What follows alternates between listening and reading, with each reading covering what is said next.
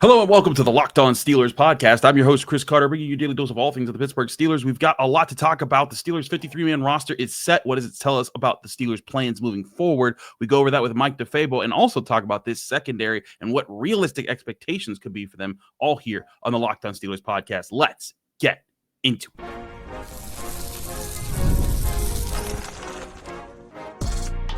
You are Locked On Steelers, your daily Pittsburgh Steelers podcast. Part of the Locked On Podcast Network, your team every day.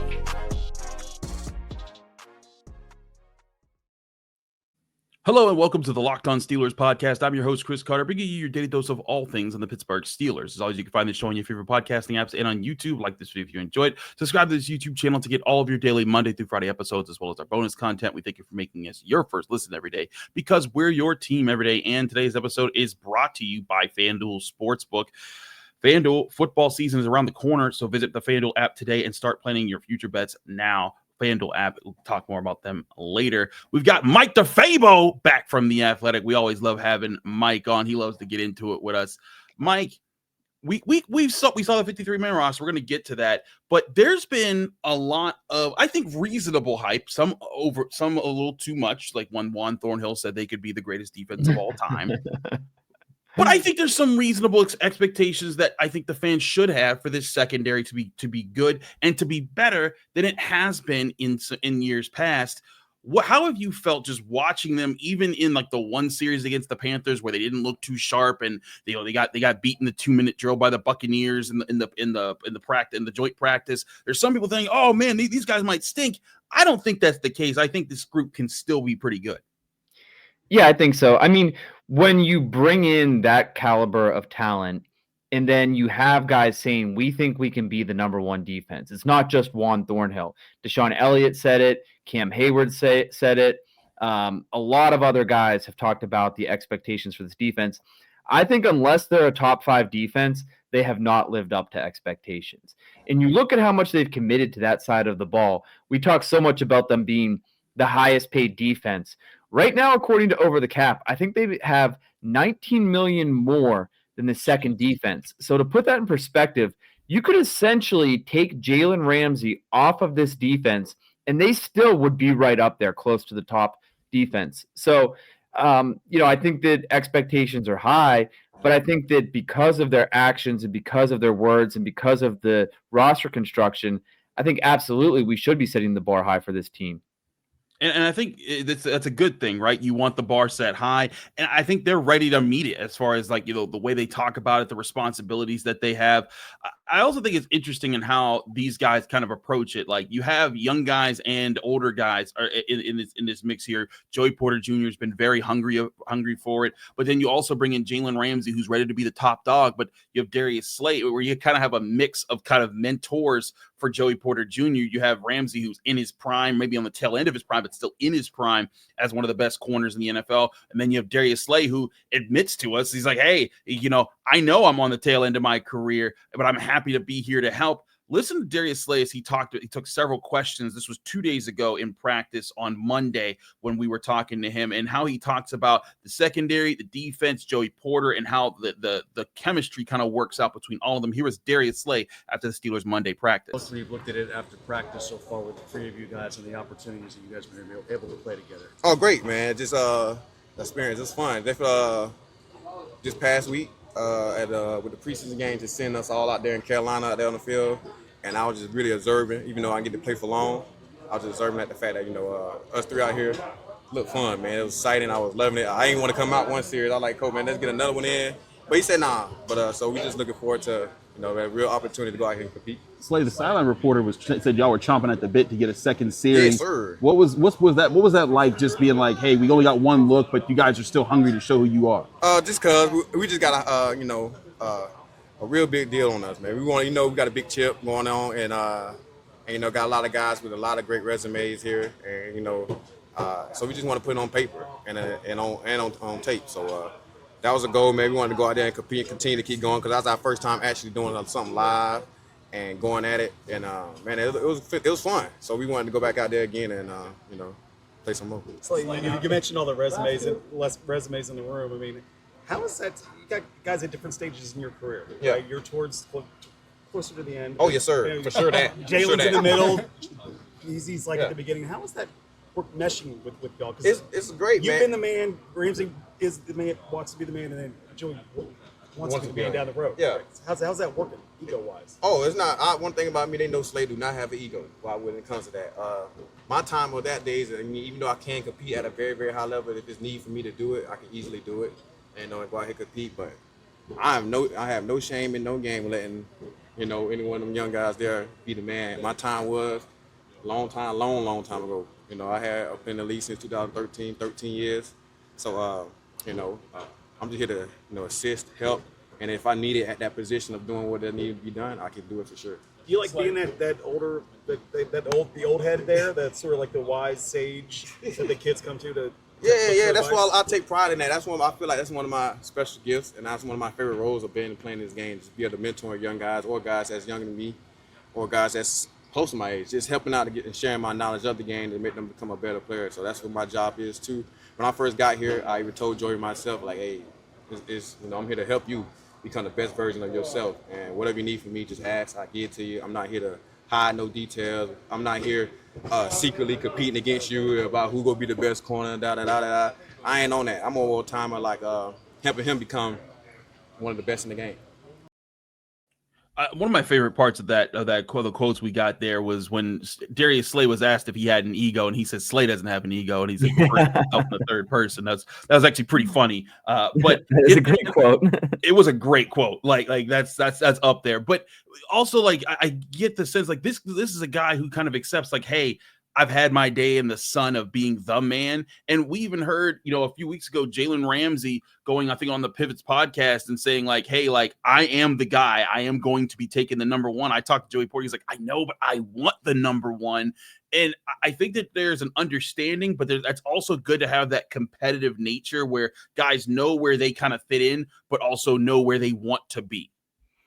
Yeah, and I think that Joey Porter Jr. is going to benefit a lot from this. He's had a lot of different good mentors in his ear during his brief time in Pittsburgh, starting with Patrick Peterson, who I think was really big on the preparation, and he was huge into watching film, picking up tendencies. He passed that along to Joey.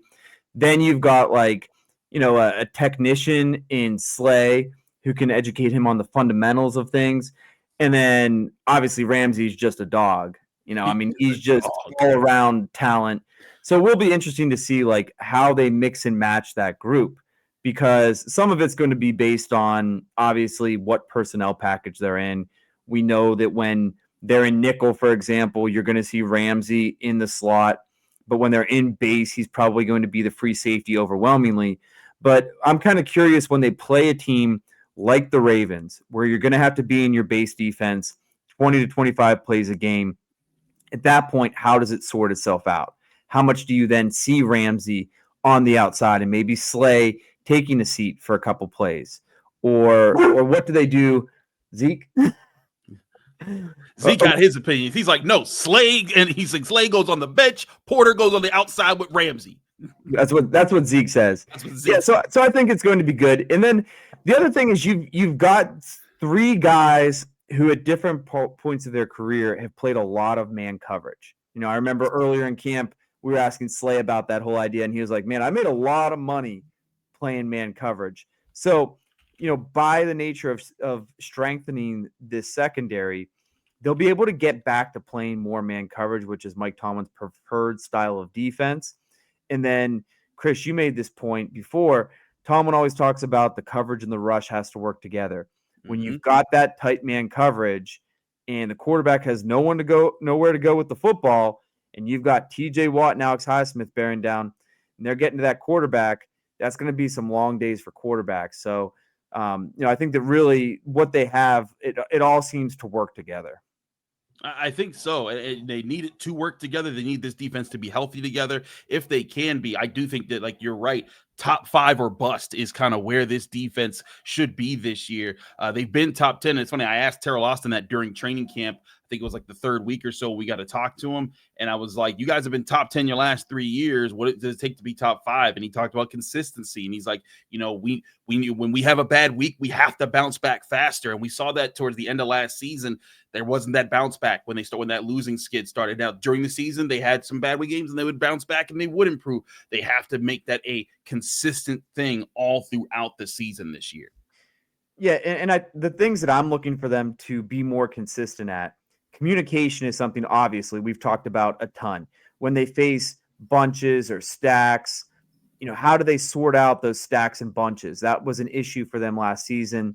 Have they rectified those errors because of changes to the schematics and changes to the personnel? Then you look at the fact that they just got run all over against the Ravens. They think that Derek Harmon, when he's healthy, he's going to help them take a big step in that regard. And then the third thing that Terrell Austin pointed out was big plays. And that's where the secondary comes in. They've made changes to the secondary, and you're hoping that, when you give up a passing play, it's not an explosive, and you can line up and you can still keep playing football against them. So, those are the specific areas that I think I'd like to see them improve in. And the other thing really is I think that they have really thought about what changes they want to make, and you are going to see different coverages. I think you're going to see them operating out of a too-high shell more often than they have in the past.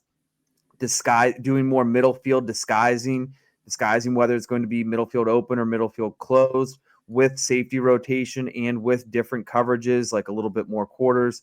So in addition to some of these personnel changes, there are also schematic tweaks that I think are going to help these guys play a little bit better this year. I agree. I want to talk about this 53-man roster because there were some moves that did surprise me with the way that they handled things. We'll talk about that next here in the Locked On Steelers podcast. Chris Carter, Mike DeFabo, stick with us. We'll be right back. But first, I remind you this show is also brought to you by Yahoo Fantasy. The NFL season is right around the corner, and you can feel the buzz. Fantasy football season is here. Everyone's researching, drafting, and building their championship squads. If you haven't joined a league yet, now's the time, and it's all happening on Yahoo Fantasy. This year, I'm playing Yahoo Fantasy football on Yahoo Fantasy, and you should too, whether you're a first-timer or a veteran creating your millionth league. Yahoo Fantasy is loaded with fun ways to compete and brand new features that make the game even better. With season kickoff on September 4th, now is the time to start playing Yahoo Fantasy football, which offers so many fun ways to compete. Want more ways to play? You could try the brand new Yahoo Fantasy Guillotine League mode, where the lowest scoring team gets eliminated every week until one team is left standing in the end. Want to play instantly with friends? Try the new Draft with Friends mode. Prefer the classics? Get your crew together and go head-to-head in a private league. With the season around the corner, now's the time to get your league together to give this new mode a try. But if you don't have a crew, no problem. Join a public league today because it's the easiest way to play. The NFL season kicks off on September 4th, so don't wait. Start your league now. Draft now at yahoofantasy.com/LockedOnNFL. That's yahoofantasy.com/LockedOnNFL, only at Yahoo Fantasy.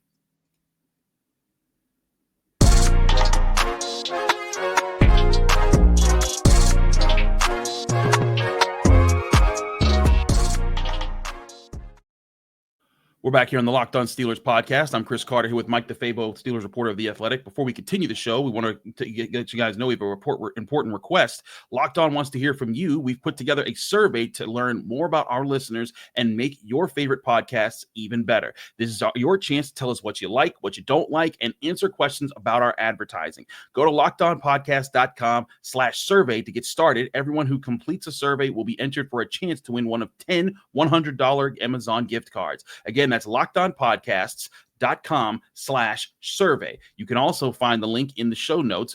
Thanks for helping us out. We continue our show here with Mike. Mike, out of the 53-man roster moves, and I tweeted this when it happened, I was the most shocked by seeing Chuck Clark being released. Yeah. Alan and I talked about, we were slightly surprised, but not completely surprised about Corliss Waitman over Cameron Johnston. But I just thought that with the look, I thought Chuck Clark looked good at safety. I thought that him and Juan Thornhill were fine, rotating guys next to Deshaun Elliott. And with them, I was like, okay, so you have some safety depth. But now with Chuck Clark out the picture, granted, I think he can be brought back very quickly once a couple guys go on IR, and we'll discuss who those guys are. But I just thought naturally you'd want to keep him over, like, Ezezi Otomo. Yeah. No, I agree with you. I was pretty surprised by that move. And I mean, the most surprising part to me is Juan Thornhill has been injured the last, week or two, Chris? Yeah. And Chuck Clark has been taking first team safety reps next Mm-hmm. to Deshaun Elliott. So that tells you, I guess, that they were trying to evaluate him in a first team like role, but also they were seriously considering him as the first guy off the bench if they lose a safety. And so, obviously Ramsey can play there, but I feel like you didn't bring in Jalen Ramsey to play free safety. Yes, he's going to do that 20% of the time, maybe when they're in their base defense. Okay. But overwhelmingly, he's going to be near the line of scrimmage. And you don't want a situation where Juan Thornhill is underperforming or Juan Thornhill gets injured. And all of a sudden, then you have to play Jalen Ramsey in all situations and all packages at safety. So, as you're alluding to, I think there's a couple options here. Maybe it's as simple as he's a guy that's a vested veteran. He's not subject to waivers. So you cut him, you bring him back on the practice squad, you elevate him off the practice squad when you need him. That would make some sense. The other thing is maybe the Steelers looked at the body type, and Chuck Clark is probably, I would say, more of a strong safety body type. He is a big hitter. He is a guy that plays really well in the box, but he wasn't as solid in the post, and he didn't have that necessarily. He wasn't that high-end coverage guy. So maybe they look around and maybe they have their eye on somebody else from another team that just got cut, and maybe that's where they find their backup free safety. But I don't like the idea of having Miles Killebrew be an option. He's more of a strong safety, and even when they've had injuries, they've been reluctant to use him there. I don't like the idea of using Ramsey as a safety at all times. So, I think they need some depth there, and I wonder what the answer is going to be. I'm right with you. I don't know what the answer is going to be there. We know that there's other guys out there in the market at the safety position. I think Marcus Williams is a guy with a lot of experience who's been sitting out there. He's played with the Ravens, so that there's that connection. I still think that there's a good chance that Chuck Clark is back in the picture. But to your point, they might want another guy as well. And they could make some other moves around here. Now let's talk about some other things that are going to happen with this, because the Steelers kept a few guys that I was kind of surprised that they kept. And I've been talking for the past week about the quarterback position and what I thought that they would put Will Howard on injured reserve, and then that way they'd keep all three. Now, that might be exactly what they do by the time you even hear or listen to this episode or watch this episode, is that they put him on temporary IR and they try to bring him back because they have all four quarterbacks still. You look at the defensive backs, they kept three safeties, but they kept Dante Kent and Corey Trice in the mix here at cornerback. Or wait a minute, why don't I? Yeah, he's on injured reserve, and they injured reserve. Okay, and they already put him on injured reserve. Cut Beanie, and then they cut James Pierre. Yes. Let's start with the four quarterbacks, Chris. I agree with you that I think that they could just simply put Will Howard on injured reserve. So I think that that's a position group where there's another shoe that's going to fall. Either it's going to be simply they're putting Will Howard on injured reserve, or maybe they want to keep four right now in case another team that is looking for a backup quarterback feels like Skylar Thompson is an upgrade. Maybe he could have some type of a market in a trade. I think those are your two possibilities there. To your point about these defensive backs, I was pretty surprised about Dante Kent, just because he's a 7th round pick.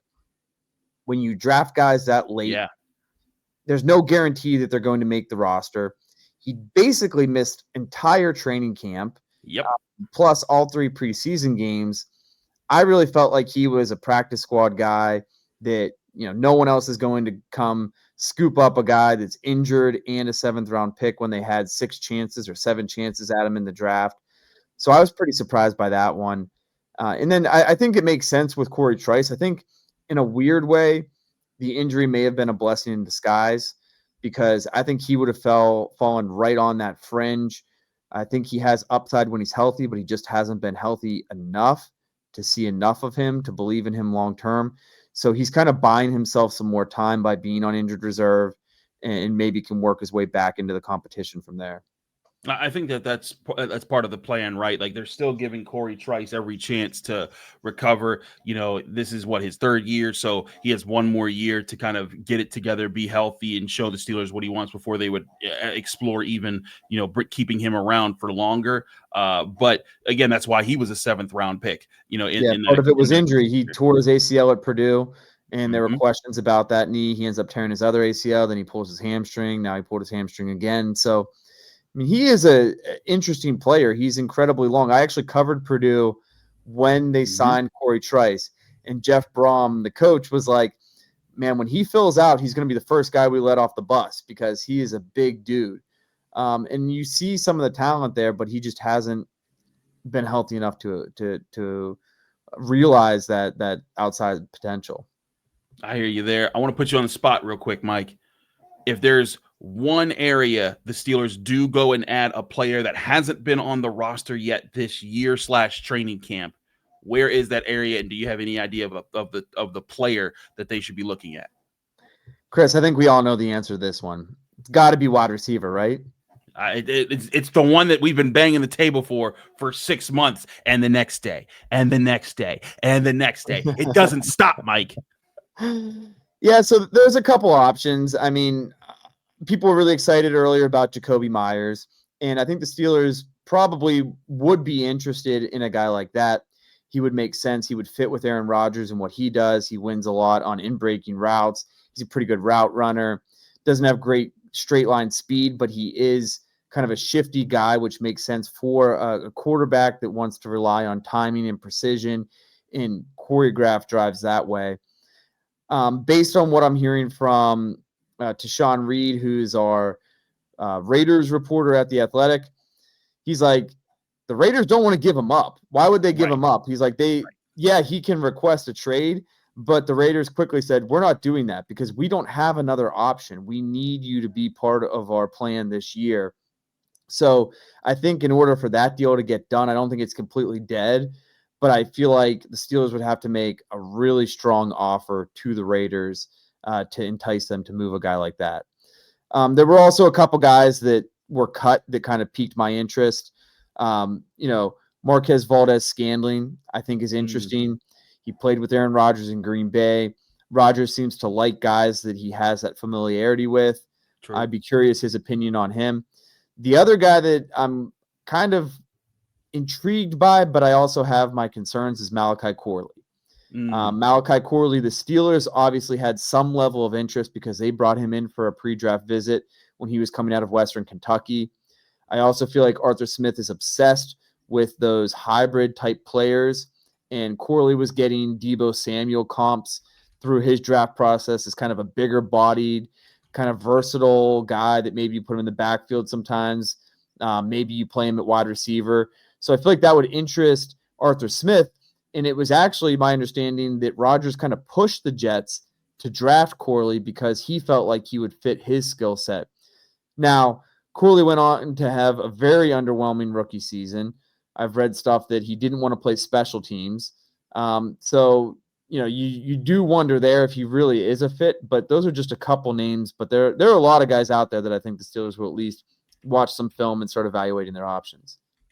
I like all those options. I think those are all reasonable picks there. I'm going to go with one that's a little bit out of the box, and that's a player that got released because of his injury history and because he kind of hadn't been working out, and that's Juju Brents. Now, if people don't remember who that is, he was a cornerback from the 2023 class with Joey Porter Jr. and Corey Trice. He was a top 30 visit for the Steelers, and I thought he was a good pick by the Colts, but the problem was he kept being injured. In fact, he missed all of last season with a knee injury that he sustained in week 1. So similarly to Corey Trice, he hasn't been staying on the field. I've always felt like Juju Brents would have been very good with what the Steelers were trying to build. He has a similar build to Corey Trice, to Joey Porter Jr. He's one that made a lot of sense to me. It would not surprise me if the Steelers went after him, but granted, they have other concerns right now considering how stacked they feel about their cornerback room. Yeah, no, I think that makes sense because you can never have enough depth at that position. And right now, Brandon Echols has come in, and he's kind of making his case to be that first defensive back off the bench in all situations, whether that's outside corner or in the slot. But again, like you can't have enough depth at that position. So I think that's reasonable. I hear you there. I want to talk about some of these fringe players that made the roster and who impressed us the most. We'll talk about that next here on the Locked On Steelers podcast. Chris Carter, Mike DeFabo, stick with us. We'll be right back.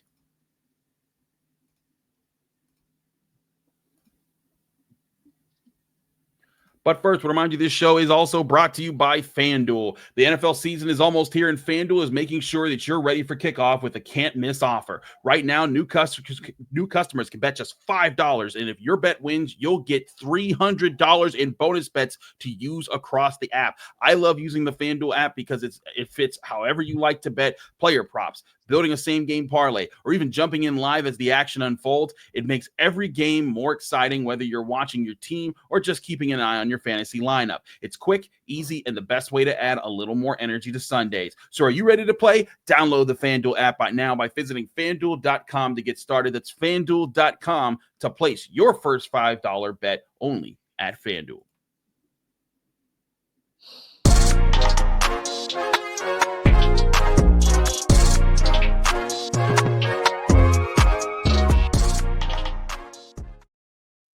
We're back here on the Locked On Steelers podcast. I'm Chris Carter here with Mike DeFabo, Steelers reporter at The Athletic. Mike, let's talk about guys who weren't obvious at the start of training camp to make this roster that did make this roster, because there's some guys that are obvious now. And you named this guy before we started the show. The first one is obvious, and I talked about this with Alan, Scotty Miller. Yeah. Now he feels like a lock, but he did not feel like a lock going into training camp. I thought his spot was very much in jeopardy. Yeah, I thought he was going to get cut coming into training camp. But he has surged as Robert Woods fell and showed he kind of played his age at 33 years old. And with Scotty, I think the biggest thing is he has a playing style, again, that fits Aaron Rodgers. Like, he's a shifty route runner. And it stuck out to me that in the very first training camp practice, if you remember back then, Rodgers started it by throwing an interception to Patrick Queen. A couple missed receptions, missed targets for DK Metcalf. And his first reception of camp was to Scotty Miller. Mm-hmm. And it's felt like throughout camp, when he's needed a reception and he's been struggling or the coverage has been good, it's been Scotty that he's been going to underneath. And I feel like he just fits this offense and this quarterback so much better than a big deep ball thrower like Russell Wilson. Russell Wilson was kind of a one-trick pony. He was going to either throw the moon ball or he was going to be check down Charlie. And really, Scotty's not that deep threat. He just isn't. And so, I think that's really benefited him. So he's definitely like at the top of the list in terms of guys that surprised on the bubble. I agree. He's at the top of the list. I'm going to say this name because he wasn't on the fringe for me, because I was confident he was going to make the roster, but there were some people who didn't believe in him. And I'm going to say Cole Holcomb, because some people felt like, oh, well, he's probably old and wild. No, I was one of them that was kind of. Oh, well, there you go. I wasn't talking trash on him like you're saying. But No. But I was like, hey, do they need him? They just drafted Carson Bruner. Mark Robinson's a good special teams guy. Do you need him at that salary? And I thought he played well. What'd you think? I thought he did great. I thought when you looked at how he played just next to Peyton Wilson, they could have been the starting inside linebackers for this team. Now, Patrick Queen's still the upgrade, but I just think that this is a position, Mike, you even before you covered the Steelers, you watched them. Linebacker has been tough on the depth chart. It just injuries, bad luck, all sorts of things that have led to triple practice squad guys coming up, guys that were like Miles Jack was taking flying lessons, and then Miles Jack off the street. He owned a hockey team and was trying to become a pilot. That was so. He also was like an electrician school or something like that. Yeah, like there was so much that was going on that the Steelers needed. Now they don't have that problem. At least they don't. At least they don't have it now because of the depth that they have. But between Patrick Queen, Cole Holcomb, Peyton Wilson, they have a trio of guys that they can be confident in. I also and I still think Malik Harrison If you had told me Malik Harris was the number 2 on this team, I'd say you'd be in a lot of trouble. But as a 4th inside linebacker, you could say, hey, your job, go stuff the run, go be physical. And that's his perfect fit there. I'll tell you another fringe guy that I was impressed with, and this is in the same position, Carson Bruner himself, for being as good as he was on special teams. That's how he made this roster, because Mark Robinson had kind of been that guy. They passed that mantle down to Carson Bruner. Yeah, you named a lot of inside linebackers. They've taken what was a clear weakness and turned it into an obvious strength on this team. I remember when they signed Cole Holcomb, I felt like he was the most irreplaceable Steeler just because they didn't have a lot of depth. Right. And he was at that time in the green dot role where he was the every down, do everything, 3-down linebacker. And, obviously he's probably not the exact same athlete after that gruesome knee injury, but he showed that he can be pretty solid still. And I think he still has the intelligence, the football IQ, the passion for the game. And, his coverage ability probably isn't what it once was, but it's still decent enough that if you were to lose linebackers, they should feel pretty good at that position. And so, to go from he was your starter that you couldn't ever lose or you'd be in bad shape to now, hey, he's your 3rd guy and he's your injury insurance and he's pretty decent at that. I think that puts him in a really good spot at inside linebacker for a team that's going to want to play a lot of man coverage and is going to need coverage linebackers like those 3 guys we mentioned atop the depth chart. Absolutely. I've been naming a lot of guys, Mike. Give me a name that you're impressed by that was a fringe guy to make the roster initially but has solidified his spot. How about Andres Pete, the offensive lineman? Yeah. When he came into training camp, you're thinking, okay, this is a guy that anyone could have had. He's been on the market for a long time. Is he even going to make this team? And I remember watching him like his first or second practice. He looked totally gassed, totally just winded. But then you see him in these preseason games, and you're like, okay, that's why you were a 2015 first-round pick. That's why you went to 3 Pro Bowls. There's still some of that left in you. Now, he's 31 years old. He's, ideally, he's never going to start for the Steelers. Right. But he can give you depth at guard and at tackle. And he's like 6'7" and long arms. Like, he has measurables that you can't just find on the street. And I honestly wonder, is it going to get to a point where he earns enough of the coaching staff's trust that if they lose a guard, he's going to be your first guy off the bench? Because I think that he was that good in the preseason. It certainly looked like it. He started in the first preseason game. He started playing at left tackle, played 21 snaps there. And then in the second and third preseason games, he played exclusively at left guard. That's the versatility that can win you a roster spot. So kudos to Andres Pete, a great pick by you, because I do think that could be crucial to the Steelers if they lose a guard or a tackle, having a guy that can flip between either or. And then that way you're saying, hey, NFL vet, and like you said, 6'7" frame with long arms, a guy who's been in the NFL. You're not going to have to he doesn't need to adjust to the rigor of, hey, every week, new game plan, new fronts that we got to study, new this, new that, new communications. If you needed him in a pinch, he could fill in. I agree with you there. Well, how about also, he's not a fringe guy, but Y.A. Black. Oh, my God. When they drafted Y.A. Black, I'm thinking to myself, okay, they got their first-round guy, plug-and-play starter.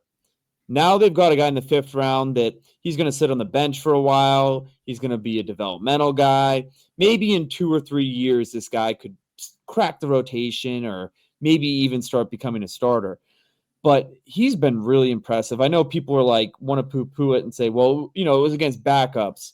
Well, he's doing it against the first-team offensive line and the first-team offense in practice. And there was a funny moment in practice where they were doing a red zone offense drill. And they went to throw the football, and he batted it down to the line of scrimmage. And everyone's kind of cracking up. And Tomlin's like, man, he can't help himself. Yeah, he can't. He's just so good at it, and he's so big and he's so long. So I just feel like he's a guy that we did not expect. He's going to make the team inevitably. But we thought he was going to be, maybe a role player, maybe a special teams guy. But with Derek Harmon hurt, I think he could be a bigger part of that answer than anyone anticipated when they drafted him in the 5th. No, I agree. I think that he's going to be a bigger part of this rotation. He might be the first guy off the bench even for this group. Maybe that's Isaiah. I don't have a lot of faith in Leal. Not Leal. Loudon. Leal's gone. Yeah. I have no faith in Loudermilk because he's not on the team anymore. But yeah, I mean, Loudermilk is what he is at this stage of his career. Yeah. And I think Logan Lee is, he's that nice developmental piece. So, I think that depending on how long Harmon's out, I think we could see more and more of Y.A. Black. Could be really interested to see those young Iowa dudes, Logan Lee and Y.A. Black, continue to progress on the defensive line. We got one more practice for the Steelers later today. I'll be there. Mike will be there. We'll talk about it on the Thursday episode of the Locked On Steelers podcast. Mike, thanks so much for joining us here on the Locked On Steelers podcast. Let people know where they can find you, follow you, and get more of your work. Yeah, you can find me on all social media at Mike DeFabo and read my stuff in The Athletic. I got a story coming out tomorrow on Aaron Rodgers and his cadence. And I talked to all the offensive linemen. The best quote was probably from Fautanu, where he said, "I know that the ball's coming when Aaron stops speaking English." And that's great. So kind of diving into what they can do with that cadence and the unique ways that the offensive line learned how to prepare for it. Absolutely. Check out Mike's work at The Athletic. He does a great job. Mike, thanks so much for joining us. Thank you all for joining us here on the Locked On Steelers podcast. I'm your host, Chris Carter. Follow me on Twitter, Instagram, TikTok, Blue Sky. Same handle everywhere. It's at Carter Critiques. Read my work in the Pittsburgh Post-Gazette by going to post-gazette.com. Find me here on the Locked On Steelers podcast every day, Monday through Friday, on your favorite podcasting apps and on YouTube. Like this video if you enjoyed. Subscribe to this channel to get all of those episodes. Back here tomorrow with more on your Steelers right here on the Locked On Steelers podcast.